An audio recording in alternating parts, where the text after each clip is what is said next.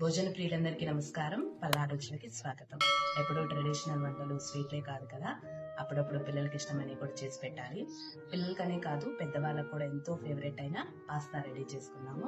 Vegetables అన్నీ వేసి సాసులు ఏమీ వాడకుండా కొన్ని స్పైసెస్ వేసి పాస్తా రెడీ చేసుకున్నాము. మరి అది ఎలా రెడీ చేసుకోవాలో చూసేద్దామా? వీడియో కనుక మీకు నచ్చితే తప్పకుండా లైక్ చేయండి, అలాగే సబ్స్క్రైబ్ చేసుకోండి. ఇలాగే సపోర్ట్ చేస్తూ ఉండండి.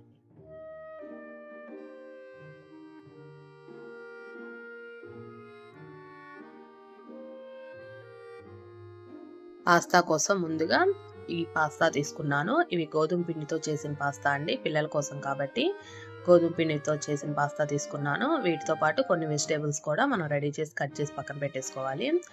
ఇప్పుడు గిన్నెలో నీళ్లు తీసేసుకొని కొంచెం ఉప్పు, కొంచెం నూనె వేసుకోవాలి. ఈ నీళ్లు వేడైన తర్వాత 1 కప్పు వరకు పాస్తా వేసేసుకోవాలి.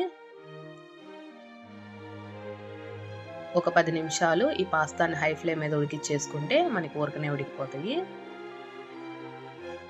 10 నిమిషాల కంటే ఎక్కువ ఉడికించాల్సిన పని లేదు. ఎక్కువ ఉడికిస్తే మెత్తగా అయిపోతాయి.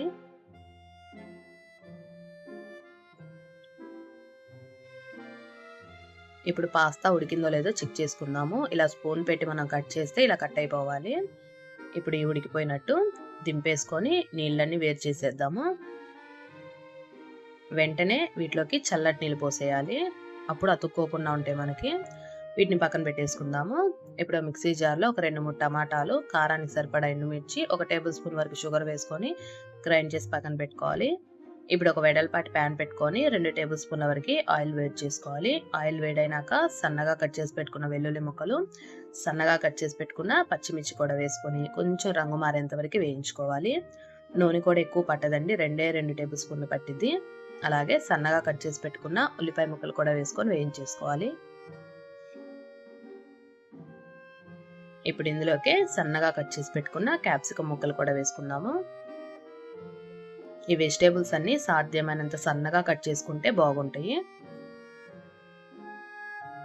ఇవి వేగిపోయినాక సన్నగా కట్ చేసి పెట్టుకున్న క్యారెట్ కూడా వేసుకుందాము. వీటిలో ఏ వెజిటేబుల్స్ అయినా మనకి నచ్చకపోతే స్కిప్ చేసేయచ్చు. అలాగే చిటికెడంత పసుపు కూడా వేసుకొని కలిపేసుకుందాము.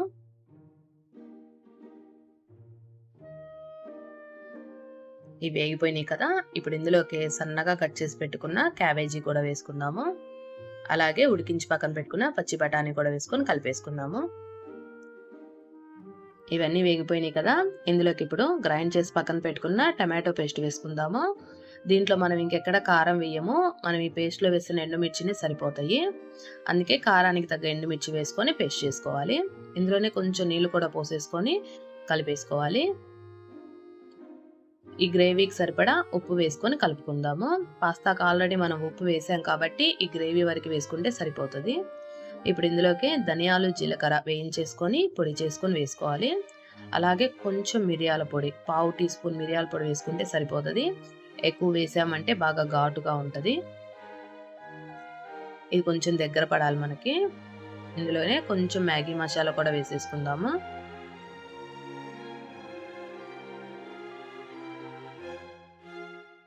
ఇది ఇలా చిక్కబడతా ఉన్నప్పుడు 1 టేబుల్ స్పూన్ వరకు కార్న్‌ఫ్లోర్ తీసుకొని అందులో కొంచెం వాటర్ పోసి కలిపేసి ఆ వాటర్ని కూడా వేసుకోవాలి.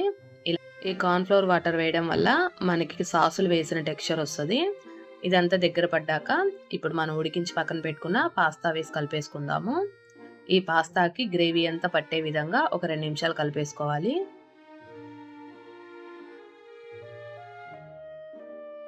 ఎప్పుడైనా రెగ్యులర్గా చేసే బ్రేక్ఫాస్ట్ బోర్ కొట్టినప్పుడు ఇలా చేసి పెట్టేయచ్చు. అన్ని వెజిటేబుల్స్ వేస్తాం కాబట్టి పిల్లలకు కూడా హెల్త్కి చాలా మంచిది. అలాగే గోధుమ పిండి పాస్తా వాడుతున్నాం కాబట్టి ఇంకా మంచిది హెల్త్కి. చివరగా సన్నగా కట్ చేసి పెట్టుకున్న కొత్తిమీర కూడా వేసేసుకొని వేడివేడిగా సర్వ్ చేసుకోవడమే. ఈ వర్షాకాలంలో సాయంత్రం పూట వేడివేడిగా ఉన్న తినాలనుకున్నప్పుడు ఇలా పాస్తా రెడీ చేసుకోవచ్చు.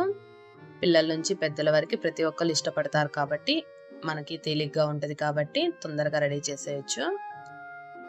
ఈ పాస్తా కనుక మీకు నచ్చితే తప్పకుండా ఇంట్లో ఒకసారి ట్రై చేసి ఎలా వచ్చిందో నా కామెంట్లో చెప్పేయండి.